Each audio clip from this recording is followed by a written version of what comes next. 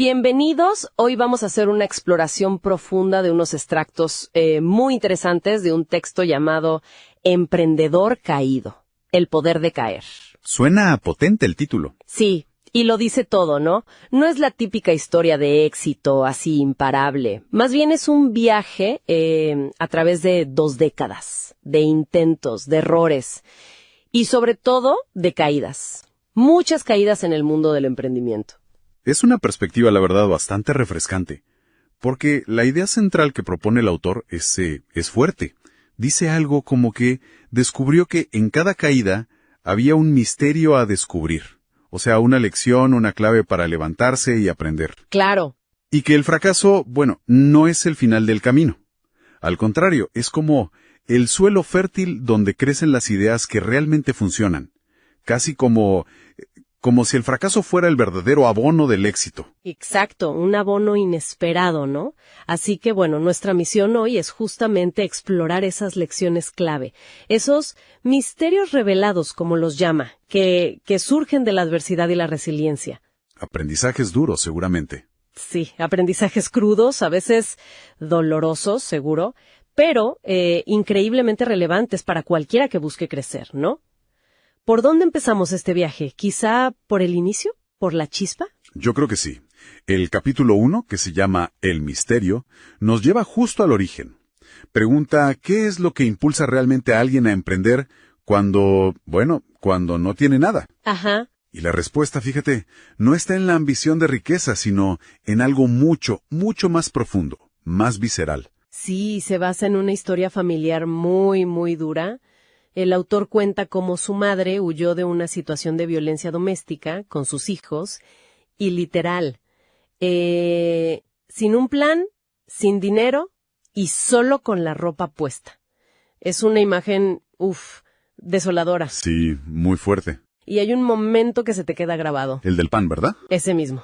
Días después de escapar, estaban en un cuartito muy precario, los niños con hambre, y la madre saca un pan de su falda. Lo parte en partes iguales para todos, pero ella no come. Wow. Les dice, yo ya comí. Ese sacrificio, ese negarse a sí misma para proteger a los suyos, eso marca al autor para toda la vida. Qué imagen tan potente. Y eso se convierte entonces en una promesa personal para él, ¿cierto? Exacto. Se promete a sí mismo asegurarse de que su madre nunca más volverá a pasar hambre. Parece que ahí, justo ahí, nació el emprendedor. Definitivamente. Y de esa historia, surgen las primeras revelaciones del texto. Primero, el motor. La necesidad, pura y dura. No el lujo. No el deseo de lujos. Es la urgencia de sobrevivir, de proteger a los que quieres.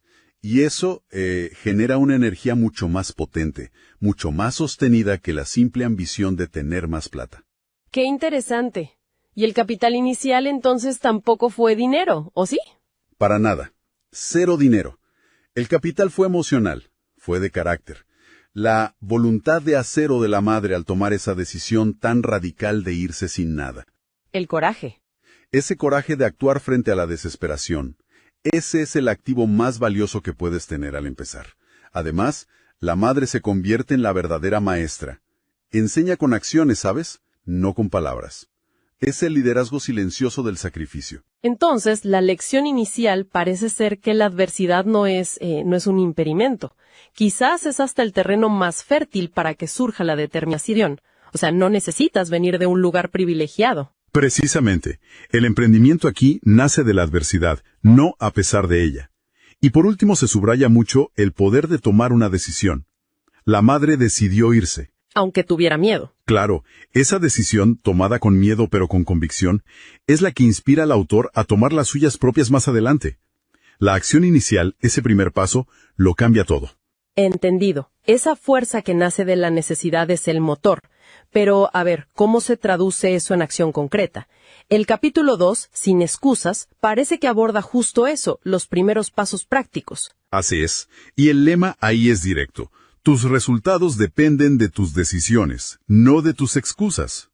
El autor, que era apenas un niño, pero motivado por esa promesa a su madre, pues decide actuar. Y se lanza a vender chupetes de hielo. Suena como el primer negocio clásico de barrio, ¿no? Pero no fue fácil al principio, ¿verdad? No para nada. El primer intento fue un fracaso total. Los chupetes se le derritieron antes de vender casi nada. Imagínate la frustración, la quiebra instantánea para un niño. Uf, claro. Pero el recuerdo del sacrificio de su madre lo impulsa a no rendirse, a buscarle la vuelta. Y ahí es donde entra la adaptación, ¿no? Ese momento de espionaje que mencionas al vendedor exitoso. Es un punto fascinante, sí.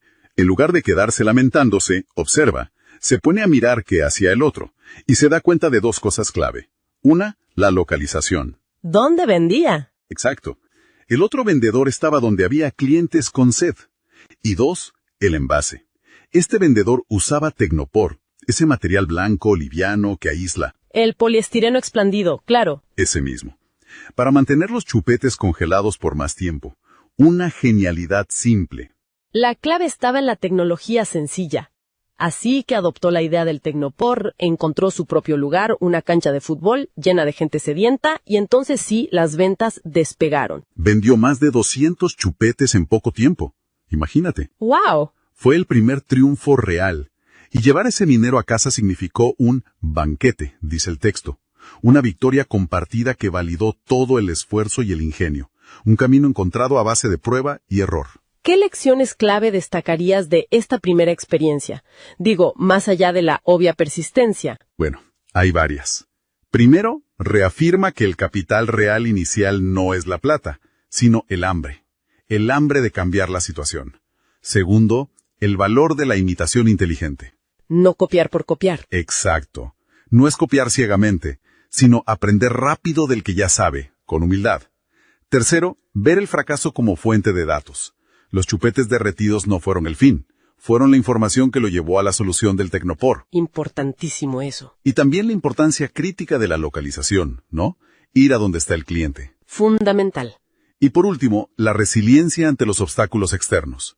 El texto menciona que tuvo que lidiar con los serenazgos, los guardias municipales, que lo perseguían por vender sin permiso. Claro, era menor.